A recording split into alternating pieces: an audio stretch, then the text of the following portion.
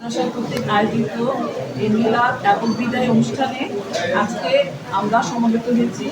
অত্র মাদ্রাসার সম্মানিত অধ্যক্ষ, নবনির্বাচিত সভাপতি এবং আমাদের স্কুল এবং প্রাইমারি স্কুলের প্রধান শিক্ষক এবং আরও সম্মানিত গণ্যমান্য ব্যক্তিগণ সবাইকে জানাচ্ছি আমার সালাম। আসসালামু আলাইকুম। আজকে আমরা যে অনুষ্ঠানের আয়োজন করেছি সেই অনুষ্ঠানে তোমরা দেখতে পাচ্ছ ব্যানারে লেখা আছে যে বিদায় অনুষ্ঠান। আমরা যখন দাখিলের অনুষ্ঠান করেছিলাম, মিলাদের অনুষ্ঠান করেছিলাম, তখন এই কথাটি লেখা ছিল না।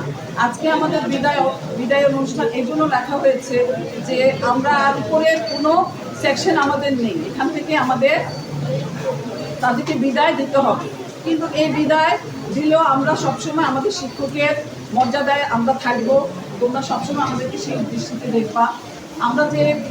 আমরা যে এখানে সমবেত হয়েছি এই জন্য হয়েছি যে আমাদের বিদায় দিব, কিন্তু আমাদের এখানেই শেষ নয়। তোমরা হয়তো উচ্চতর ডিগ্রি নিবে, তোমাদের একটা কর্মজীবনে চলে যাবে। আমরা আশা করব ওই কর্মজীবনে তোমরা ন্যায়সঙ্গতভাবে কাজ করবে, তোমাদের সুন্দর একটা জীবন বেছে নিবে এবং একটা সুন্দর জীবনে তোমরা সুনাম অর্জন করবে।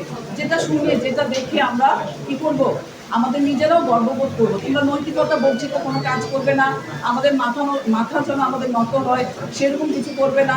সর্বোপরি আমরা বলতে চাই, আজকে যে আমাদের অনুষ্ঠানটা করেছি এটা আমাদের হয়তো আরও কিছুদিন পরে করতাম, কারণ আমাদের কিছু সমস্যার কারণে যেহেতু আমাদের ভ্যাকেশন, এই অনুষ্ঠানটা আমরা করতে পারছি, পরে করতে পারছি না।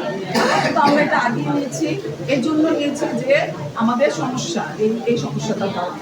তোমরা সামনে আরও অনেক দিন সময় পাবে, ওই সময়গুলিতে তোমরা বইখাতা বন্ধ করে বসে থাকবে না, অবশ্যই অধ্যয়ন করবে এবং পরীক্ষার সাফল্যমণ্ডিত অর্জন করবে।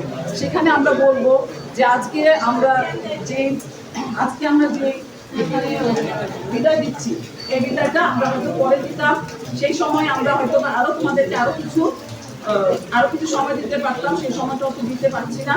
তবে আমরা মনে করি যে এই সময় তোমরা সবাই পড়াশোনা করবে এবং আমাদেরকে সেই একটা সুন্দর রেজাল্ট করবে। তোমরা সুস্থতা কামনা করে আমি আমার সংক্ষিপ্ত বক্তব্য শেষ করছি।